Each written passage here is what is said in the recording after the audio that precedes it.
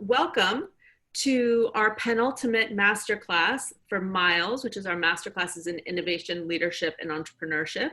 And today we have an incredibly exciting topic, which is inside the minds of venture capitalists, which sounds very scientific. But we're going to hear from Sergio Marrero and Helene Servillon and Eliana Berger. I am Betsy Ludwig. I am Executive Director of Women's Entrepreneurship at Northeastern. And we've put these masterclasses together to really promote amazing alumni and students who are doing interesting things and have some wisdom to impart to our community. And so today we are very lucky to have this discussion led by Eliana.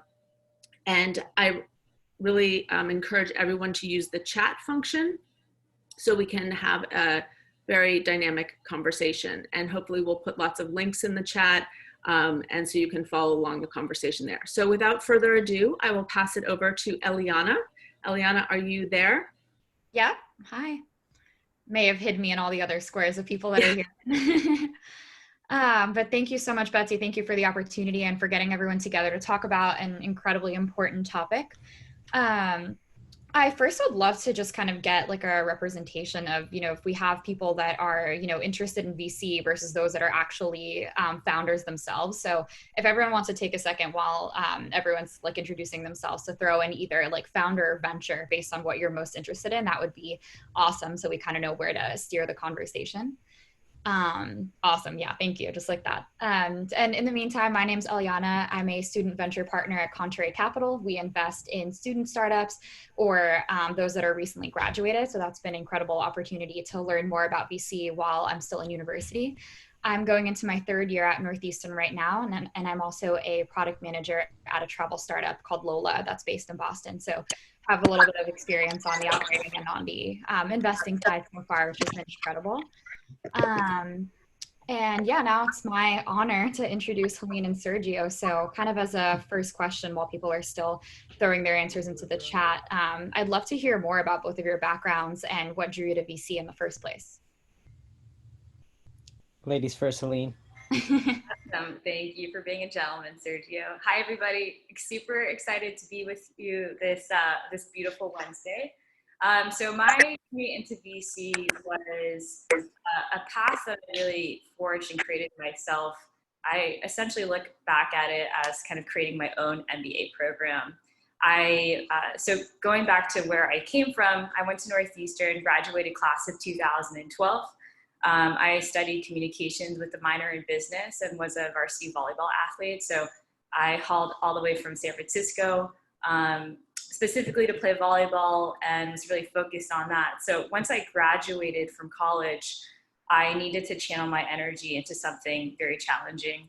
I co-opted at Puma and Reebok corporate, doing digital communications and corporate comm, and then found myself in the urban mobility space doing startup stuff for 5 years.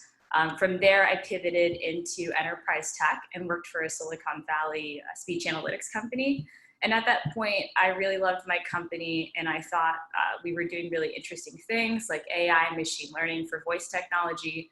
But I was really challenged, but I was really missing, kind of this bigger calling. And for me, I wanted to work in an industry that felt culturally aligned with what I wanted.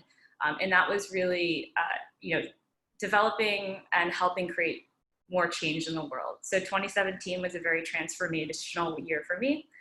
And I took a lot of personal and professional development courses and kind of stepped into my power. And one of the things that I wanted to do with my life was make massive impact and help lead a big movement. I just didn't really know what that looked like. And so for me, stepping into venture, I also had to do a massive career pivot.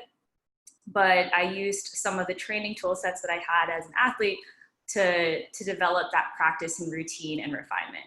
And so what that looked like was looking at the ecosystem and saying, okay, why would I want to step into venture? And for me, I really looked at the tech companies, and some of the most massive companies in the world at that time were all venture backed. So I wanted to switch sides of the table from being an entrepreneur into being an investor. And through that process, it wasn't very easy. There was no playbook. There was no invitation to join a circle. I had to kind of permeate and peel back many different onions. It took a lot of networking and going to events that I had no idea who I was going to meet, and kind of vulnerably throw myself out there and say, hey, I'm Helene, I want to break into this space. How can I do it? But long story short, I was fortunate to work at a seed stage fund and then a family office. I decided to specialize in cannabis investments in particular. And so, with that, I ended up developing and creating my own fund because I had a challenge of really finding a home that shared the same vision and end goal as me. And so developing a team was really important. And so that's what I'm doing. JourneyOne Ventures, we're an early stage focused cannabis fund. Awesome. Thanks, Helene. I'll jump in and introduce. And thank you, Helene, for Helene was one of the ones that said we have to do this. Let's bring the Northeastern University crew together. So thank you to Betsy and Helene for pulling me in. But a little bit of my background: Northeastern Husky '07, graduated College of Engineering. I went into consulting, and then was always passionate about try to how to marry my passion for the for-profit side and doing well, but also making an impact. So I ended up going to Harvard Business School and the Kennedy School of Government to focus on the intersection of business and government, and did my thesis on venture studios, or startup studios as they're called, and then eventually was recruited to join two gentlemen that were raising a $100 million fund out in San Francisco, but they were running a investor training program, and I was there from the ground up and helped build that, and it was designed to be an in-person experience. And many people started asking, they're like, this is great, but I can't afford so I think somebody's has to mute themselves, but I couldn't afford the experience and said, how can I really gain access to this? So I started building Rebel One. So at Rebel One, we are a fund, but also we run an investor training program as well. So for founders looking to get in front of investors, this is our website. I'll drop it in the chat, but that's really the different parts is the pitching for founders, for investors. We have an investor training program. We also offer founders training, but that's more supplementary. And at the core of it, what we're all about is we have this 10-week intensive experience that's built to be virtual, and we take people through that journey, from how to source all the way to fund construction, fund strategy. We do HBS cases and whatnot, and that's a little bit about us. We have so for those that are interested, happy to share more about that. And really the purpose of that is as Helene was saying, there's no one direct path into venture capital. You kind of have to cut your teeth on it. We want to build something where it is more accessible, that no matter where you are, you can gain a piece of that. So we do give away a portion of our training into the ecosystem, and then we have the intensive, but at the end of the day, we're building this founder community and investor community to bring them together.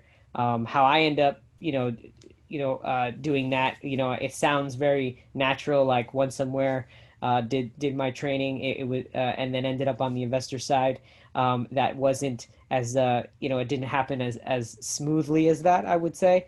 Was a founder myself on the ed tech side, launched about 2 startups. One ended up failing miserably. The other one we ended up closing, like selling off assets. So there's a little bit like middle ground, but but have been advisor and have been like a part of co-founding several ventures. So that's really my background. Considered a founder first, and I just happen to be on the investing side. So, and a big tidbit that I want to add, Sergio is a big core of a big teacher to what I know and have refined today. I went through one of the training programs, actually 2 of the training programs that he's done, so I can speak from experience when I say he's a badass, and genuinely Thanks, Helene. really wants to create access and opportunity to those to get into investing, whether it be as an angel or working at a family office. I think that it's important to get the proper training so you understand the fundamentals of how to diligence deals, how to run through an investment committee, which is essentially making decisions on whether or not you want to invest in a company. And then what I'm doing is kind of insane, to be totally honest, which is managing a fund from, not having been in venture. It's a completely different ballgame than just working at a fund. There's like legal structuring and all that we don't necessarily need to get into for this conversation. But I do think that if anybody out there is interested in pivoting into venture, that there are a variety of programs in addition to Rebel One and what he does, Yep. that are in person and virtual. And it's good to just get on the phone and reach out and learn about them and go on a webinar like this. Yeah, and there are also many ways to get into investing to start. Is like, as Helene was saying, you and taking a step back is like, our thesis is always like we should raise the bar in the industry. So a lot of people don't realize, even for sophisticated investors, out of every 4 investments, 1 investment returns money, right? And that's for like the best in class investors. So why are the results so mixed? I would argue that in the same, there's no standard.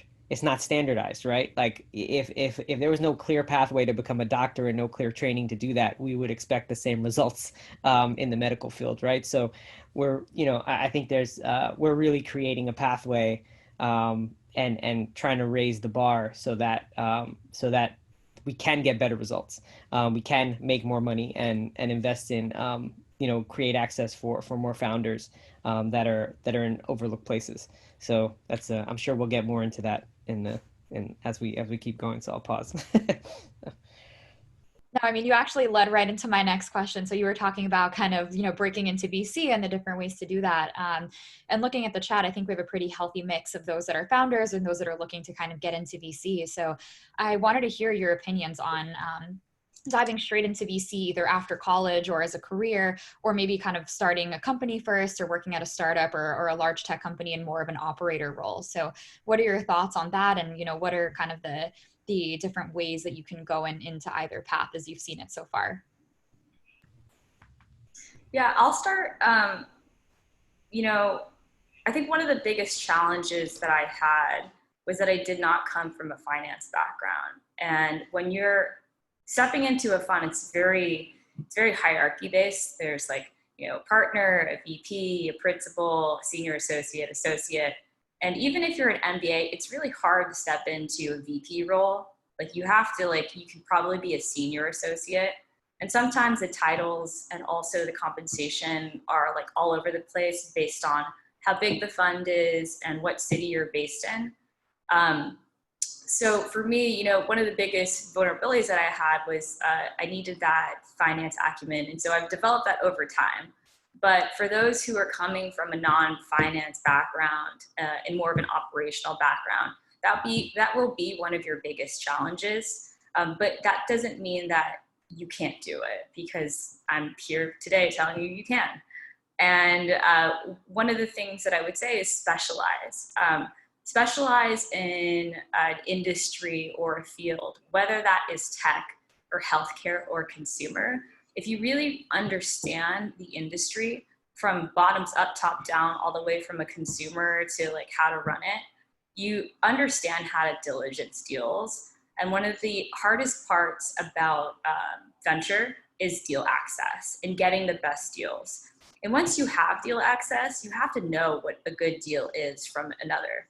So if you could start there, that's really important. Another thing that is really inherent to being a VC, and I'm sure there are other people who might argue against me because I'm extremely extroverted, but you have to really be a people person. This is so much about relationships, and forming relationships with founders, forming relationships with other investors so that they can share deals with you and vice versa. And also, being able to communicate like with your team.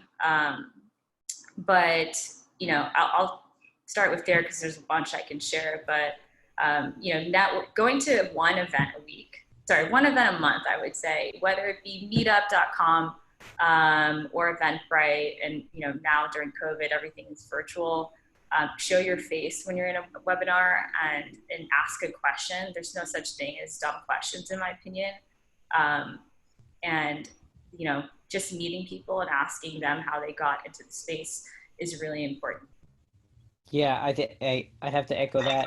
If I were to create categories, so if you're out of undergrad, depending on who's in the audience, if you're coming out of undergrad, there's analyst roles, and what have you. I always heavily recommend going into an operator role, like I would actually say for people that they're like, oh, I want to be a partner at a fund, just to give you a little like color, right? It's like you go out, you may be at a venture capital fund, and there's little hierarchy up. So when you end up being, there's associate, principal, partner, and then when you're at the partner level, there's usually not room to move up no matter how good you are. It's not like merit based per se. So people end up leaving to either join another startup or join a fund just because of the economics. So and you could come out, be an analyst, and work your way up for sure.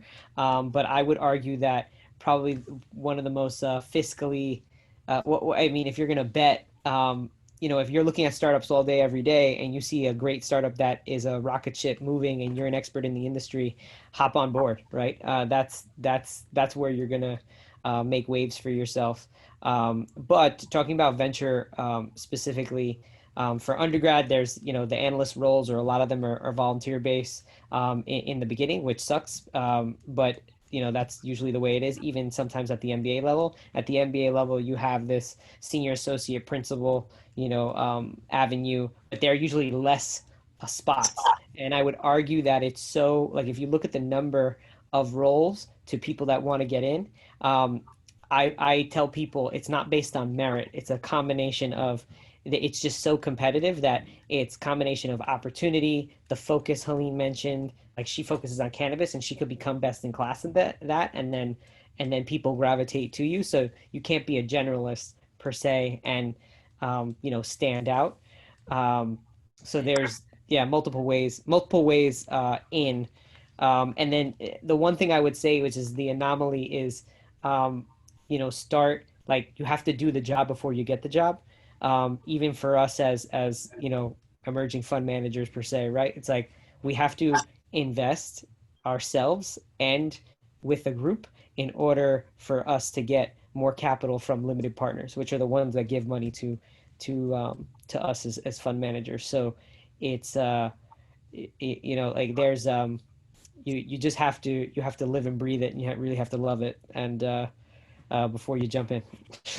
As someone had asked about resources, before we jump to the next question, for people looking for jobs, go to Fred Wilson's blog. What is it called again, Serge? Oh, that's one of the best blogs. We'll have someone put it in the chat, but Fred Wilson's the name.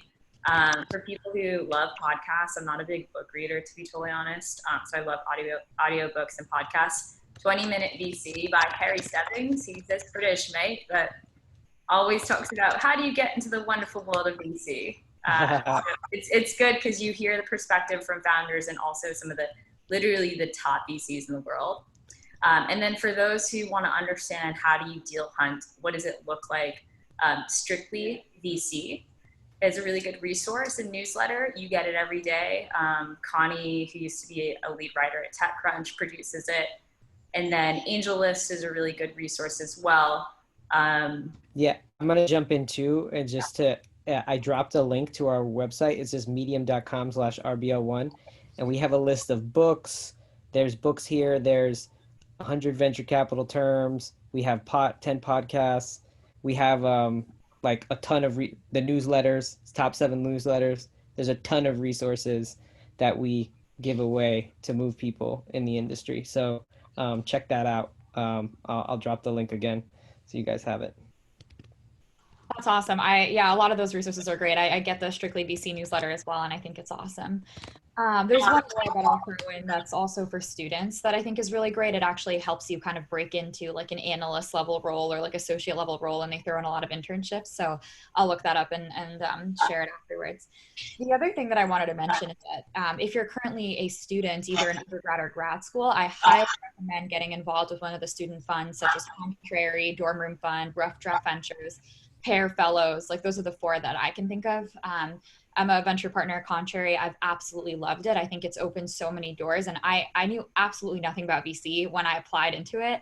And I think it's honestly just because I was involved in the entrepreneurial network at Northeastern, I was able to find those student startups, which is kind of what got my foot in the door. So I'd highly recommend like getting involved with some of the Mosaic organizations on campus, getting yourself plugged into Contrary, RDV, or Rough Draft, and all of them start recruiting in the fall. And they take grad students as well. So definitely recommend checking those out. And there's also a lot of co-ops that are kind of analyst or associate roles. So don't be afraid to cold email VCs in the Boston area or whatever city you're looking into, especially other associates and analysts, to see if someone might take you for 6 months for your co-op. I have a few close friends that did that, and they absolutely loved it. What was your interview process like with them, Eliana? For Contrary? Yep. Yeah, it was pretty standard. It's so funny because I literally like went in there knowing absolutely nothing about venture. So I think I have a way better perspective now in terms of like how I would answer these interview questions. But they asked me like, what are some of the startups at Northeastern that I'm excited about? And if you spend time within the entrepreneurial network, you will know of them. Like call on your friends' ventures, call on ventures that you've seen. They've asked about like what industries I was most excited about. So, you know, kind of like what are you looking at? Like, what are you passionate about? And I actually came from a nonprofit background. Like because I actually interviewed with Contrary in like the first semester of my freshman year. So I didn't even have any like industry experience or any kind of perspective on anything. So I just talked about what I knew, and that was social impact, and that worked for me. And also just like who I am as a person. I think all those student funds know that you don't have very much VC experience. So they're looking at like, are you a builder? Are you a leader? Are you going to take charge? Like, are you going to be afraid and like kind of take a back seat in these conversations? Or are you going to go out there and go to competitions and lead entrepreneurial organizations? And are you going to get plugged into your kind of network on campus? So yeah, that's kind of what the interview process was like. But I thought it was pretty easy, and I had no venture experience. Yes, the Northeastern response. We dived in. So many co-ops. You're like, this just got easy. But yeah. I highly recommend it. And all three funds are super different. So I'd say do your research into what matters to you and the kind of experience that you want to get out of it. And I'm happy to talk to anyone about it after who's interested. So yeah, moving on to one of the other questions that we were thinking of. I think you both kind of touched on it, but what do you think are some of the qualities that make a successful VC? And that could be like, you know, what does a fund look for when they're sourcing for an analyst or associate, or even just more so from your own experiences? Yeah, I could jump in. If you look at the likes of, let's say, Fred Wilson, he's a career VC, so he wasn't on the operator side, but you can argue starting a fund is starting a startup in itself. It's just fund startups. It's a little Inception like, but I argue for you know, there's nothing like being a founder. If you're gonna, if I told you, you know, how would you learn how to play guitar? You have to play guitar. And if you're gonna, you know, pick the best musicians, if you were a musician, you have the ear and you understand it. So in the same fashion, I say that's the same as entrepreneurship. It is a craft. It is a profession. It is that there's ways to see through the fog, if you will. And that's part of what we go through in our investor training. I show like prototypes that we made in the past and how you fake it and how to see beyond it. And you just, you know, so I would say jump in and be a founder. It's you know, or at least work for one. Sometimes if you're on a startup that's, let's say, raised their, you know, they raise a Series A or Series B, and they're like all the metrics make sense and they're moving quickly, you'd be surprised after coming out of that, as you know, on a fast-paced startup, you're probably more likely to get a job in venture because they saw that you picked well, right? So that's a way, you know, a way to get more experience and exposure beyond the books and all that. You know, I'll move it to Helene. I know she'll talk about the relationship building, and she too has founder experience as well. So not to knock that. So yeah, I would break it down into mindset and tactical skill sets. So let's go through mindsets. There's three that I would call out. Being very curious is really important. I think that leads you to thinking about things in ways that like you're really challenging what's normal. That's what breaking innovation looks like, right? Like this is how we do things. How can we do it better, faster, cheaper, or differently? The next one would be visionary. You know, you're betting on the future outcome of something with all these different variables in the world. Like someone who made an investment last year in the travel industry is probably, I'm so sorry for them, but who could have ever thought that COVID would have happened? You know, we all kind of assumed a market crash, but not the way this is turning out. So, you know, be a visionary. There are things that happen within how an investment turns out. So usually when you make it, specifically an early stage investment, you're holding that for 5 to 10 years. That's when you get your return. And that's when you're starting to see the company either die or ship off. So you have to kind of think about what will the future look like and how will this company exist in that future. And the other one that's really important is like know your biases. Like you know, last year for me was really like stepping in, like tripling down on my strengths and really owning my weaknesses, not being afraid of them. So what that looks like in practice is, you know, I'm really good. I really know how to find deals and make deals happen and negotiate. I think some things that I have a bias for is like things that I like I'm going to push a deal that I'm super excited about because, you know, maybe I'm like a foodie and this edibles company is working with like Michelin star chefs. And I'm like, oh my God, I love like, you know, I'm forgetting all these chef names, but you get what I mean. And so I tell my team, I'm like, what is wrong with this deal? What am I not seeing? What could go wrong with this deal? And you have to run through those scenarios. In terms of tactical, you have to be a really good investigator. So diligencing a deal is extremely important. So that's going through their bank statements, that's going through their team bios, that's LinkedIning them, Googling them, maybe talking to their ex-girlfriends or ex-boyfriends. I'm not kidding you. And really understand, because you're most of the time, especially early stage, which is the place that I play in, we really bet on team. And because the business is still evolving and they might not even have product market fit. So you have to be like the best investigator. And it's fun to do that, right? Everyone loved Law and Order or still loves Law and Order SVU. Another one is critical thinker, which kind of tops into everything else I was talking about. And the third one is, you know, people person. I don't think that everybody needs to be a people person, but I would say, and Sergio, Eliana, I'd love your 2 cents on this, probably 95% of people in venture are to many degrees people persons. They might say they're introverts, but, you know, I would probably argue differently. I think there are some that you just have to, there are a few as well that like they are introverts, but they're just very focused, good at their craft. They still build relationships, you know, in the same way. So there's an unfair bias in the space, but definitely, yeah. I say that not to deter people who might not be as, you know, socially like outgoing. I don't want to deter people away who aren't that way. But the thing that's important is like, especially when you're in a competitive market, you are building relationships with founders when, for example, they have maybe 20 other investors who want to invest and only 5 can. So you have to be very likable, in my opinion, to win that deal. It goes down to, are you giving me good terms and do I want to work with you? Because now we're going to be in a marriage together for 5 to 10 years.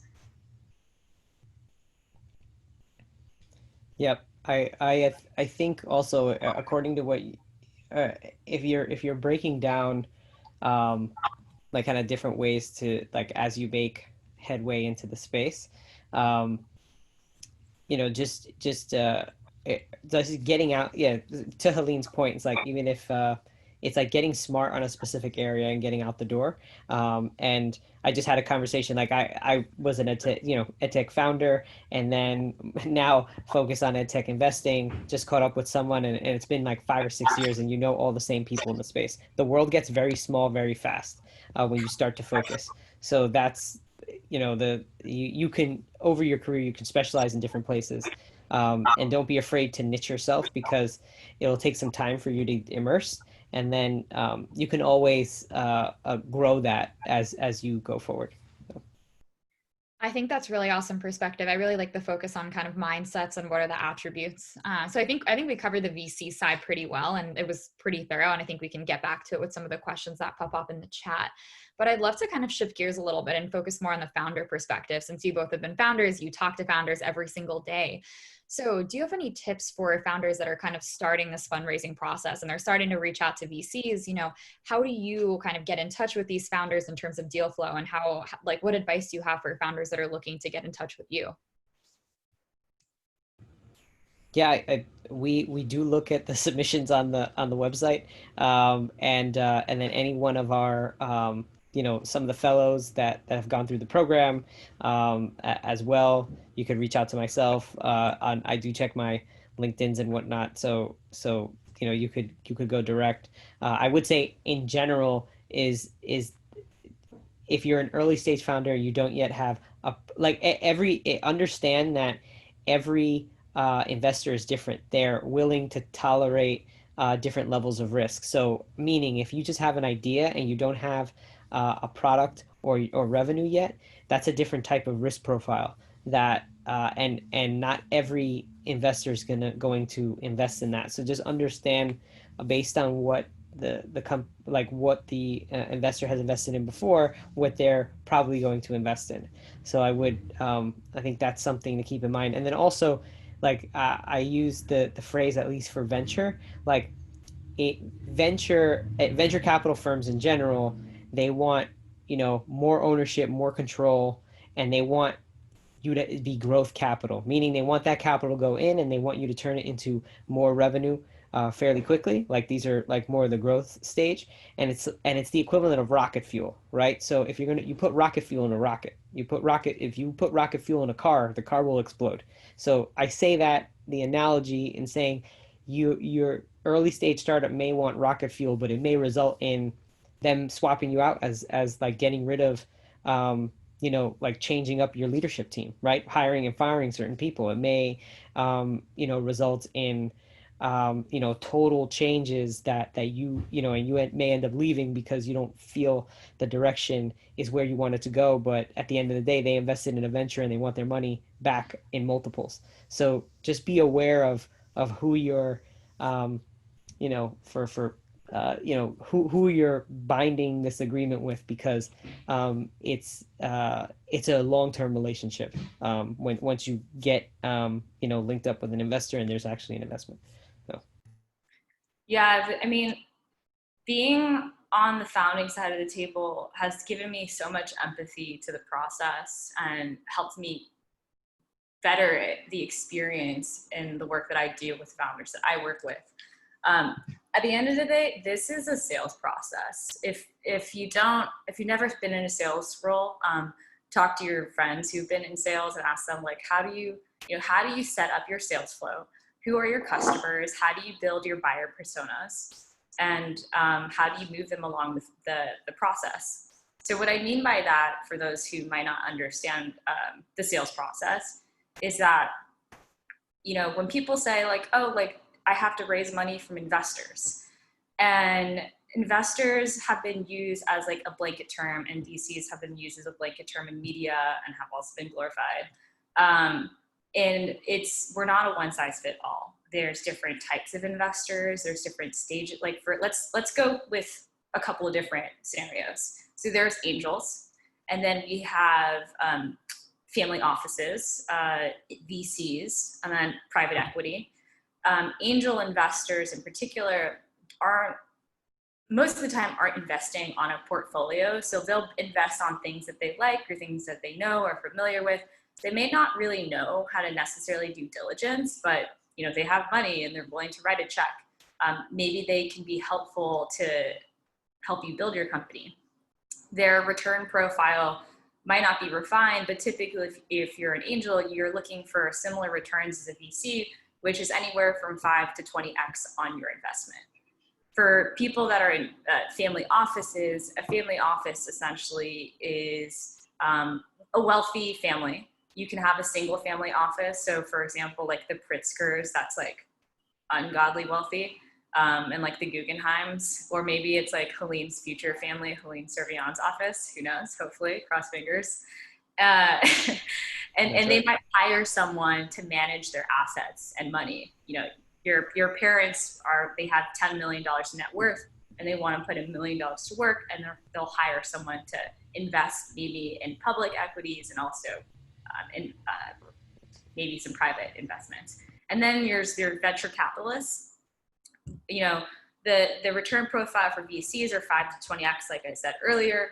And then private equity is usually from 3 to 6x, maybe a little bit more, because they are investing later on in a company, and later on is de-risked and most likely will have a return. So they're not taking as much for risk, so the reward is a little bit lower. So just like building your investor strategy, you want to build investor personas, so that if you are reaching out, if you're a healthcare company, you're not talking to a B2C, food and beverage company. There's just like, do your homework. A lot of that information is not easy to find, to be totally honest, but it's important to go on the websites. It's important to look at their LinkedIns. I would craft together a list of questions that you want to ask them. Most of the time when founders are taking a first-time call, they talk way too much. You should be asking way more questions than pitching. That's what your pitch deck is for. You should be asking, hey, did you get a chance to review my company before this call? If not, let me go through what you should know as basics. And before I get started, please let me know what you're looking for in a company and what your average check size is. What sectors of my industry do you invest in, and how much money do you have left in your fund to invest? Because if the fund has already depleted 90% of their capital and they only have 10% left, they might be way more discerning to make a risky bet on a pre-revenue company. Yeah, that's awesome. I really like the focus on like what types of questions that you're asking the VCs themselves, because like you mentioned, it's such a partnership, and you could waste your entire time trying to pitch them on something that isn't important to them. So definitely like that kind of analogy back to sales and understanding like who is it you're talking to and how can I make the most out of these like 30 minutes that I like somehow got with this investor. Yeah, it's like dating. If you go on a date and someone's just like talking about themselves the whole time, you're like, wow, you suck. But sometimes people are like, ooh, they're really interesting. But it's a two-way conversation at the end of the day. Yeah, I just saw the question. What are your funds currently doing to support minority-owned ventures? Great question, especially in and I would like to shift. We use the word underrepresented founders because a lot of these groups will be the majority by population in several years. So we've been doing a number of things. One, we have a pitch night tonight, actually, on zero inequality, where we're elevating Black founders and founders for profit, but aligned with our zero goals. So you talk about elimination of inequality, disease, pollution, inequities in that space. We have a podcast where a live stream where we have interviewed over 40 investors and founders, most of them underrepresented. Helene was a guest and shared her story. Women and underrepresented founders. So diversifying the space is core to us and who we are at Rebel One. Also part of what we do is we do go through impact training and how to like look at startups in a quantifiable way as they relate to the United Nations Sustainable Development Goals. So, you know, again, for profit, but have that lens of purpose in what we're doing. So that's a little bit, you know, just a taste of what we're doing. So. Yeah, in terms of my world, so there's no separating cannabis from racial injustice. I don't know if anybody has had the opportunity to watch, but I highly recommend you watching. Everybody goes on Netflix, so there's no excuse. The documentary I'm referring to is called 13th, and it's about, you know, the 13th Amendment, and it talks about systemic racism. And so one of the things that really drew me into cannabis is that there's lots of stigma as to, you know, what this industry is and is not. And at the end of the day, it's a plant. It's a plant that has medicinal benefits, and it's treated, you know, it will eventually be treated the same as caffeine. It's an ingredient in coffee. It's an ingredient in tea. The difference is that it's also healing. And I've met a bunch of people who've used it for stage 3 cancer and have survived and such like that. So all of this, you know, a lot of this is tied to like the war on drugs and mass incarceration, unfortunately. And when I stepped into the industry, I came into it from an opportunist standpoint, to be totally honest with you. I was like, wow, the green rush sounds awesome. Like I could make a butt ton of money, hopefully. And what I learned from that learning process is that I was fortunate to work with some of the, you know, OGs, original growers, or original, you know, people in the industry built it, who have been to jail for transporting weed, who have spent, you know, years and decades working on advocacy side. And, you know, most of the people who have been incarcerated for a dime bag of pot, which is literally like a gram, nonviolent crimes, and many of which are Black and brown people. So this is a massive issue in the industry because we still have people in jail. And then we have people making money legally for pot. So it just doesn't make sense. I think, you know, Elon Musk tweeted it the other day, just like, this is kind of an upside down world. So part of my, you know, journey through cannabis was I could have been a founder, or could have worked at a startup, or I could have I chose the investing route. And that's because I wanted to look at the systems of this ecosystem and where there could be massive impact. And that's in where capital flows, right? Or you know, the cannabis industry could end up looking like the tech industry, can end up looking like the finance industry, which is predominantly, you know, white males. And part of the work that me and my partner are doing at JourneyOne Ventures is helping mentor underrepresented founders. That includes females, people of color, and there's a program that we're engaging with right now called Our Academy. And we are, you know, volunteering our time and doing roundtable workshops and fundraising and capital. And the focus is to help social equity applicants in cannabis, which it's determined based on like city in San Francisco and LA have different programs, but it's essentially anyone who has been, you know, affected by the war on drugs, AKA like incarcerated, can get a fast track license to cannabis. And many of these people, you know, some of them have spent time in jail and haven't had the proper education. So we're helping them, you know, with business fundamentals in order to stand up their businesses. So I think that's really important when you, as an investor, step into an industry, like what kind of impact do you want to add? Is it just your personality, or is it shifting and shaping influence and how money is created? And, you know, a nice, powerful thing about investing is that you can do that. You have the power to birth something. And that's, I don't know, I think that's pretty rewarding.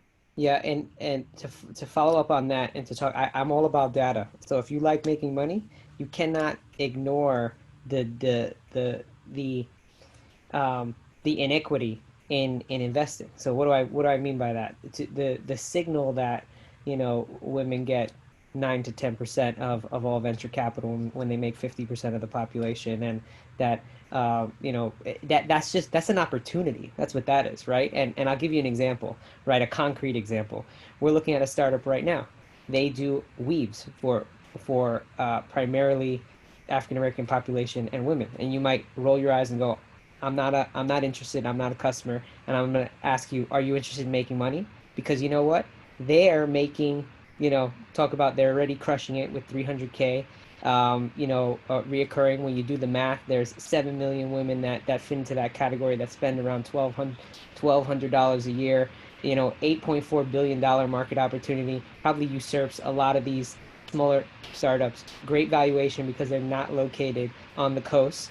Who's going to invest? Me. And I'm going to get a great return, right? Because not only do I care, but I want to make money. So I think there's, you know, I think this idea that you're trading off impact and profit, I think it's bullshit, frankly. I think it's harder to build relationships outside of the New York and San Francisco ecosystems. You know, what I would ask you again, how bad do you want to make money?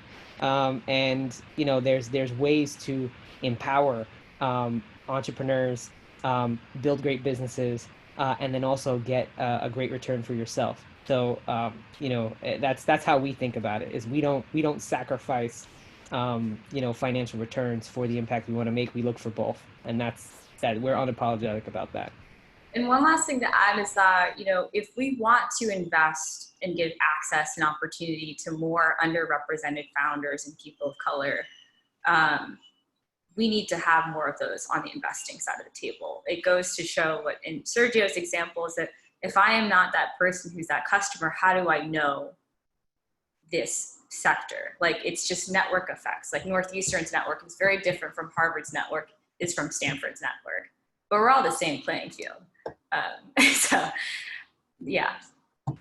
Yeah, and I would say I'll do a quick plug, and I'll drop the link. Like, this is just an example of some of the people that we've interviewed. So it's like Nasir, African American, that is leading a fund on the future of work, fintech. You know, Sherman Williams, he's managing partner of the Academy Investor Network, elevating veterans, but also, you know, he served in the military, talks about how we could, you know, we syndicated a deal that great terms, amazing founder. And it not only made sense, but this founder also came from an unconventional background, didn't graduate from college, but he's killing it, right? So it's like you go on and on and on. There are plenty of examples. It just takes a little bit more look to work. So it's easy to just hop on a deal that all your friends are putting their money in, but I would argue that's why 3 out of 4 investments don't return. So, you know, look at the facts. I think that's an awesome, sorry, it's Betsy here. Someone said to me the other day that, you know, we have to go back to investment first principles, which is all about diversification and the power in that. And so that's diversification, not only in your asset class, but in your teams and the people and the types of business and the problems that they're trying to solve that have been so under invested in over the years. So I think that those were 2 amazing aspects of that. And I also wanted to bring up another aspect here of this masterclass, which is both Sergio and Helene have been instrumental in trying to pull together the Northeastern private equity and venture capital community to support each other and support deal flow of future and current Northeastern founders. And I just wanted to take a moment to say thank you to you guys, and also just to kind of acknowledge that on the call. So if people want to get more plugged into the work you're trying to do, I think what we've seen is that so many other universities are much more organized in deal flow. And as Helene pointed out earlier, it is about proprietary deal flow and is about having access to deals early and having insight. And Northeastern is such an amazing place where entrepreneurship and innovation is in the DNA of everyone who is associated with it. It's important to harness that talent, that innovation, the brain power, and bring the community together.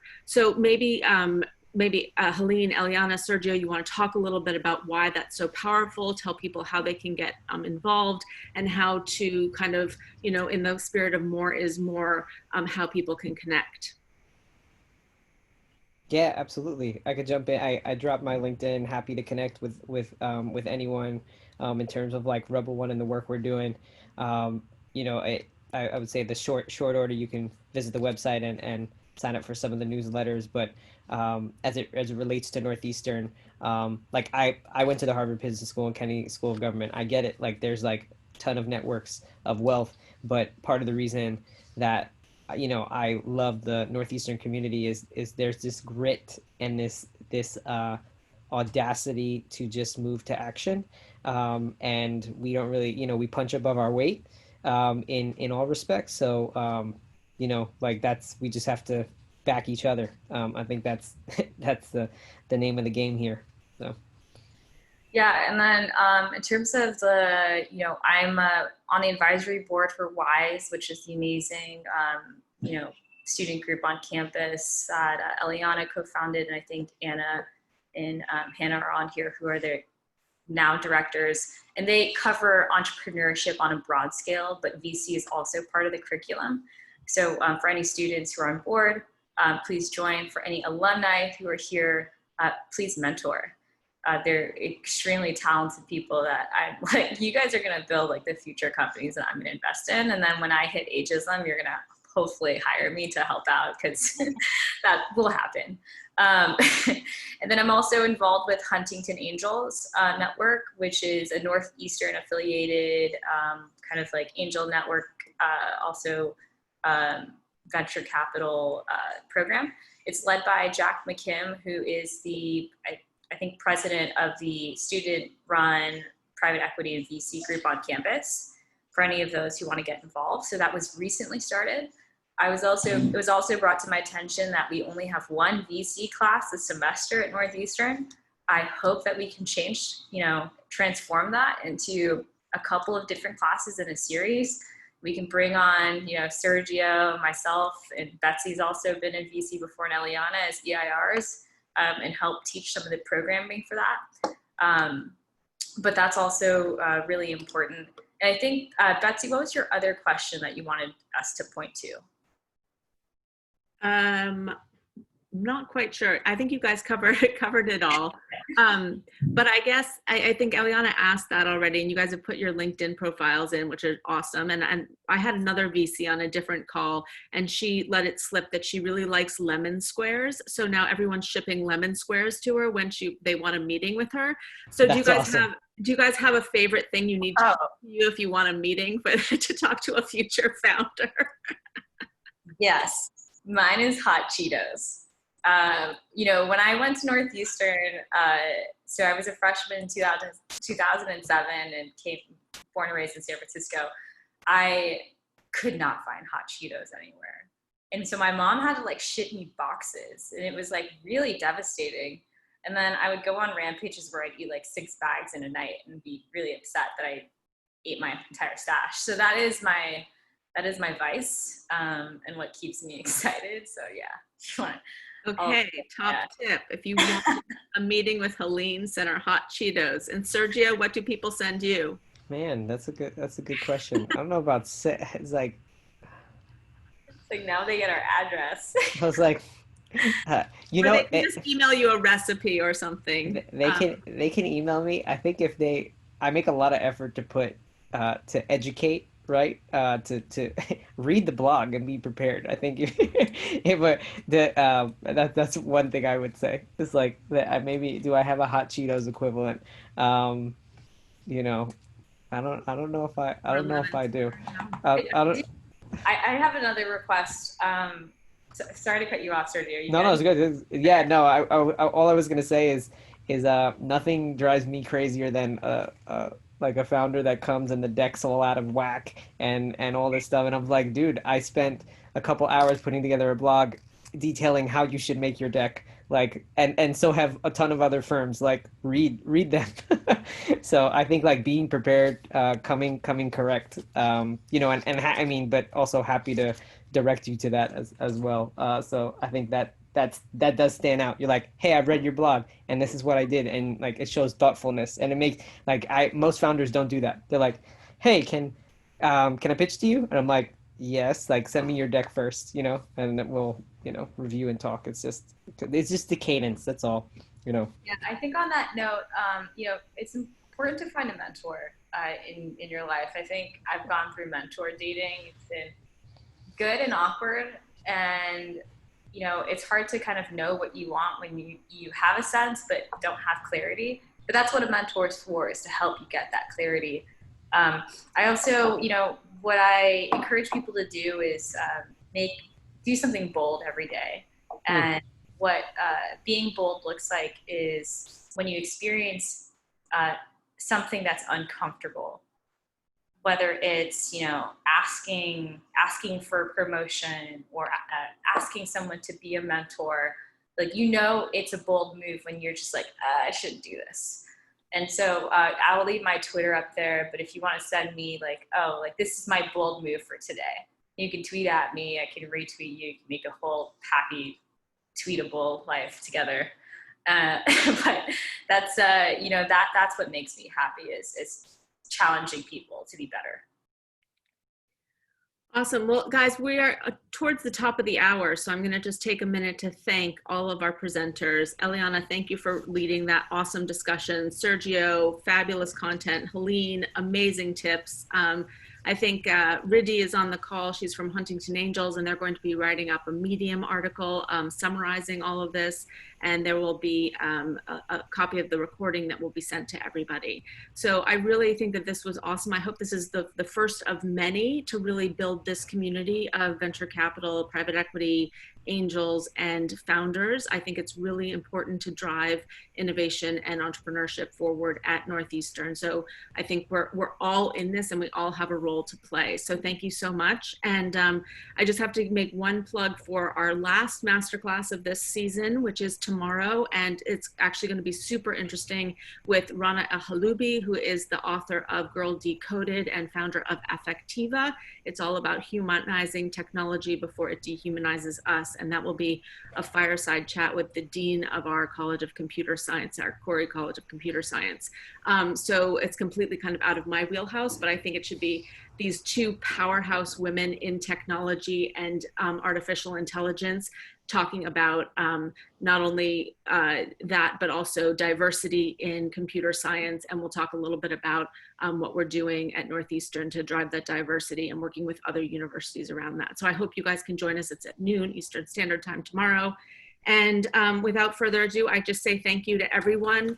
And is there any last thing, Sergio or Helene or Eliana? No? No, just find us. We're here to help. Let's, Be bold and stay curious. I love it. Yes, be bold and stay curious. That's the title of the Medium piece, I think. There you go. Thanks, guys. Thanks. Take care. Was awesome. All right, guys. Thanks, everyone. Thank you.